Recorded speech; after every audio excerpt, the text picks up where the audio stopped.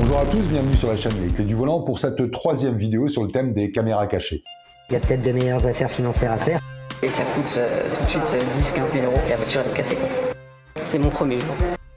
Après avoir fait Renault et Peugeot, c'était donc tout naturellement que je me suis orienté vers Citroën. Alors aujourd'hui, je suis tombé sur un vendeur particulièrement appliqué. Vous allez voir que lui au moins respecte à peu près les règles qui sont d'usage lorsque l'on souhaite vendre une voiture. Avec néanmoins un discours un petit peu surprenant par moment, où ça n'était pas forcément rassurant sur la fiabilité des véhicules qu'il vend. Je vous laisse le constater. En tout cas, j'ai été très bien accueilli dans cette concession et je suis tombé sur un vendeur qui était vraiment agréable. Mais on commence sans plus tarder le visionnage. J'ai besoin d'acheter un véhicule parce que j'avais un véhicule de fonction. Aujourd'hui, c'est plus le cas. Et j'ai besoin d'acheter une voiture. Et en termes de volume, de gabarit, vous avez une exigence particulière? Une routière correcte, mais pour le reste, j'avoue que je connais assez mal la gamme Citroën, Ouais. comment elle s'articule, donc voilà. Elle est assez simple, il y a 3 modèles. Ah. La C3 qui se fait en petite et en version Aircross. Aircross c'est toujours les versions un peu familiales. Ouais. La C4 et la C5. Donc, La C4, c'est celle-là. La grise et la blanche là. D'accord. À chaque fois les modèles se font soit en électrique ou soit en thermique avec un petit peu d'hybride. Ouais. Et après en plus grand il y a la version C5. D'accord. Qui est la même base technique du coup? Non, c'est plus grand. C'est un châssis différent, c'est un peu plus grand. Et après, il y a ce modèle qui est un petit peu différent, qui est une grande berline allongée, qui s'appelle aussi C5. Et donc, En fait, il y a ces 4 modèles. en termes de motorisation? De l'essence, de l'hybride, il n'y a plus de diesel. C'est ce qui s'est passé ces dernières années. Ça reviendra, je pense, parce que là, tout le monde est revenu en arrière. Mais bon, le parti pris il y a 3-4 ans, c'était d'arrêter le diesel. Donc, bien sûr. ils ont arrêté le diesel. Donc maintenant, on a de l'hybride, on a de l'essence, de l'électrique.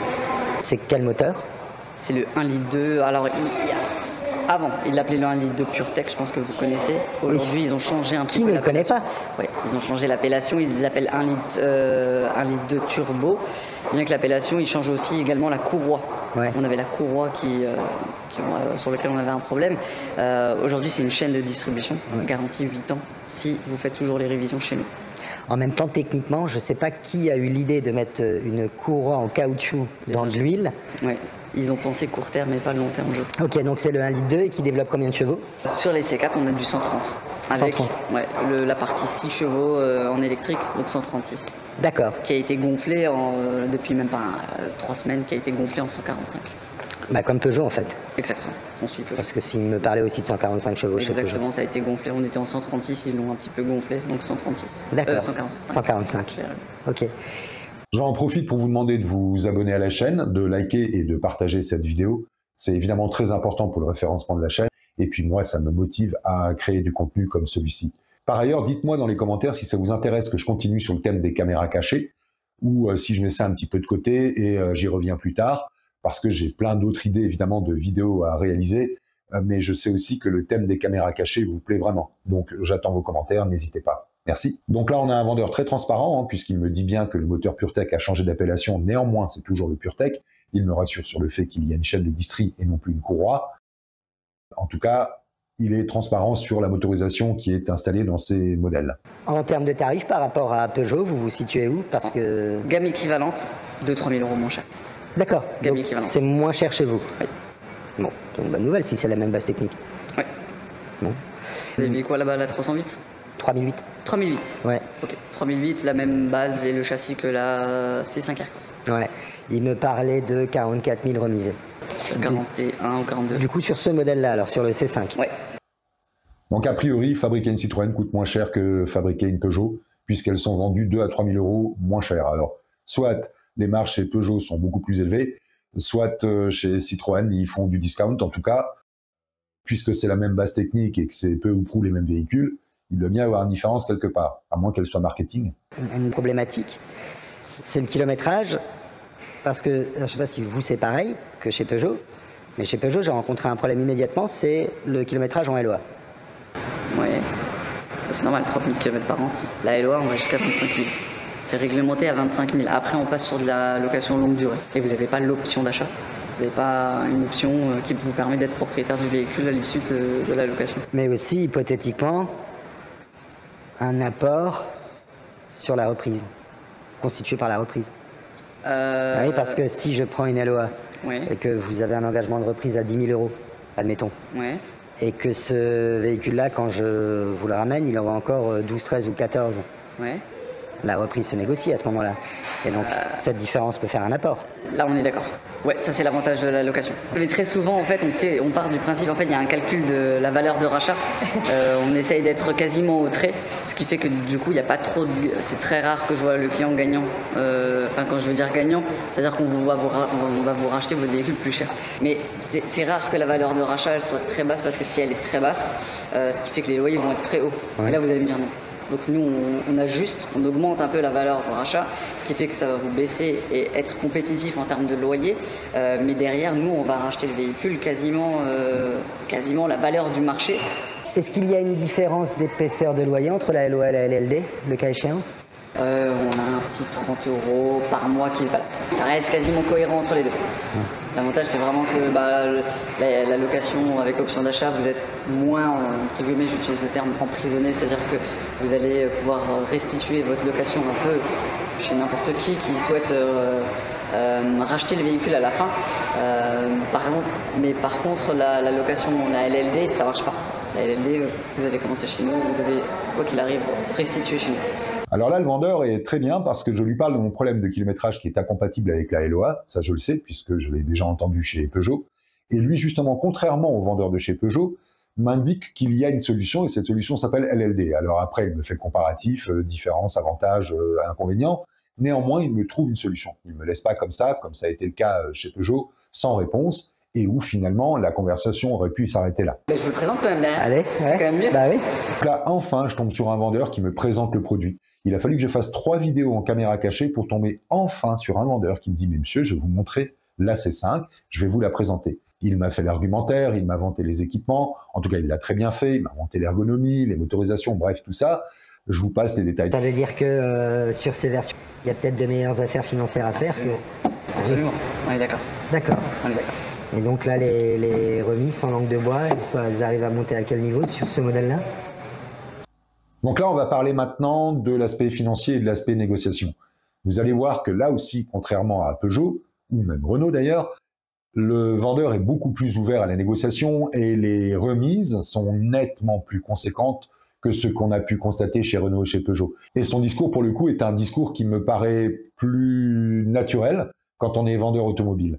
Et vous allez voir qu'il y a de belles remises. D'ailleurs, si vous êtes en phase d'achat, allez peut-être faire un tour chez Citroën parce que le tarif est assez surprenant. Donc sur le C5 il faut juste Max, que j'enlève l'aide reprise parce que j'ai une aide reprise de 2 000 €. là c'est raté. Il n'y a pas de reprise, donc j'ai déjà moins de 2 000 € que je ne peux pas vous mettre.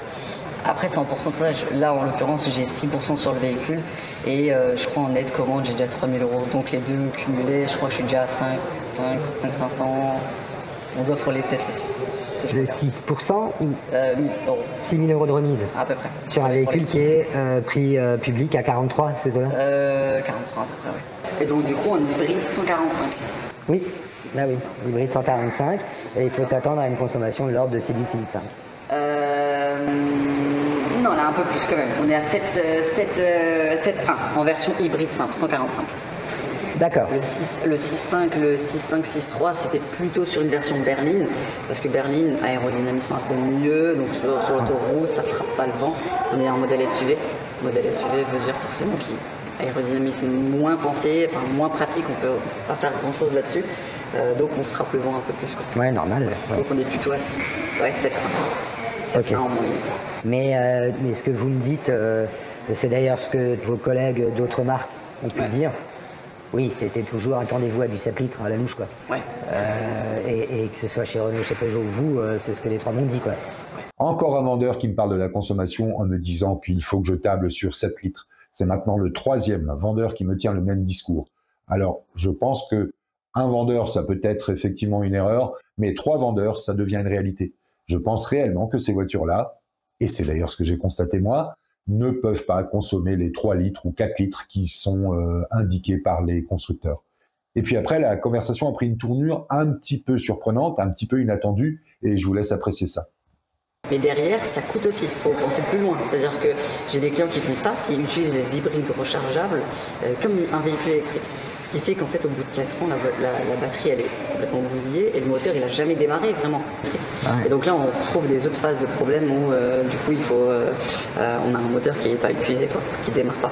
Ah bah, si on n'allume pas le moteur, mais on fait que le transporter, à un moment, un moteur, c'est quand même fait pour faire un peu de combustion et pour qu'il démarre, quoi. Mais si on l'utilise, on a peur de la consommation. Enfin, il y a plein de facteurs qui rentrent en ligne de compte, quoi.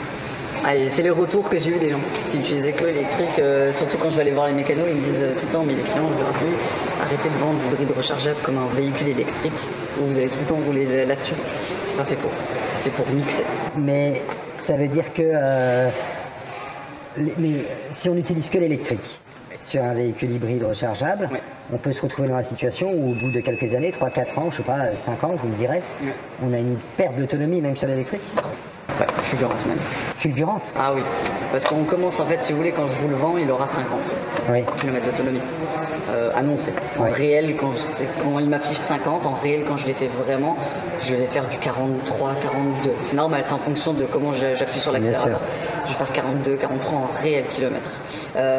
Si je la recharge tout le temps, au bout des 1 an, j'aurai plus 50 qui va s'afficher sur mon tableau de bord. J'aurai plutôt 45.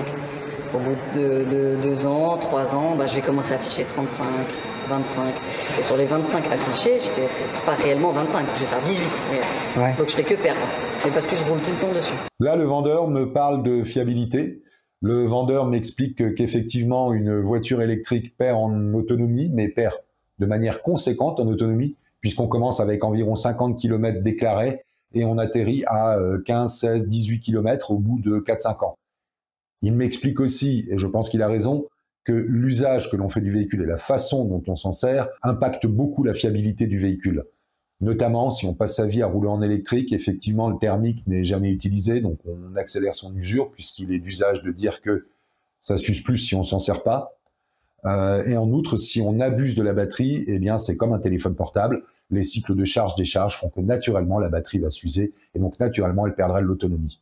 C'est quelque chose qui était connu, et je ne m'attendais pas à ce qu'un vendeur me dise « Attention, l'autonomie des batteries s'érode avec le temps. Attention, la fiabilité des batteries n'est pas au rendez-vous dès lors que vous n'en faites pas un usage parfait. » Bon, il est transparent, il est honnête, et ça recoupe beaucoup de témoignages que l'on peut trouver sur Internet notamment. En fait, c'est de faire durer les deux. Si j'abuse de un, par exemple, je dis une autre bêtise, j'utilise vraiment pas l'électrique. J'ai des clients aussi qui utilisent des hybrides rechargeables et qui n'ont pas le temps de recharger. Donc la batterie est tout le temps à plat. Si la batterie est tout le temps à plat et qu'on n'utilise que le moteur, on utilise une surconsommation de moteur. La batterie à plat, on a un problème de batterie de traction, on doit changer la batterie et ça coûte tout de suite 10-15 000 euros. Et la voiture elle est cassée, quoi. Une petite remarque concernant le prix de remplacement des batteries. Si demain vous devez remplacer votre bac de batterie complet, il en coûtera environ 12-13 000 euros. C'est énorme. 12-13 000 euros, c'est le prix d'une voiture déjà, d'occasion. Mais en tout cas, il faut vraiment faire attention à l'usage que l'on fait de ces voitures hybrides et à bien respecter les consignes du constructeur pour éviter de se retrouver dans une situation où finalement réparer la voiture n'aurait aucune intelligence économique. Voilà, alors qu'est-ce qu'on peut retenir de ce vendeur? Eh bien, tout simplement, je pense que c'est un vendeur plutôt appliqué, un vendeur transparent, un vendeur honnête, mais en tout cas un vendeur qui a fait le job, un vendeur qui a pris le temps de m'expliquer les différentes façons de financer le véhicule, un vendeur qui a pris le temps de me présenter la voiture, qui a été transparent sur les soucis de fiabilité en cas de mauvais usage du véhicule, et qui a fait un vrai effort financier, qui ne s'est pas contenté de dire « voilà, monsieur, on a une grille constructeur, non, je peux rien faire, bonne journée ». Lui, il a vraiment été à l'écoute, il a été attentif, il a fait le job, et même si Citroën est une marque qui ne vend pas beaucoup de voitures actuellement, ce vendeur-là mérite sincèrement d'en vendre. En tout cas, moi, j'ai vraiment apprécié cet instant avec lui, et de mon sentiment, des 3 vidéos que j'ai pu tourner en caméra cachée, c'était lui le plus performant. Voilà, cette vidéo est maintenant terminée. J'espère que vous l'avez appréciée, qu'elle vous aura appris une ou deux petites choses intéressantes. En tout cas, moi, je vous dis à très bientôt dans une nouvelle vidéo. Ciao!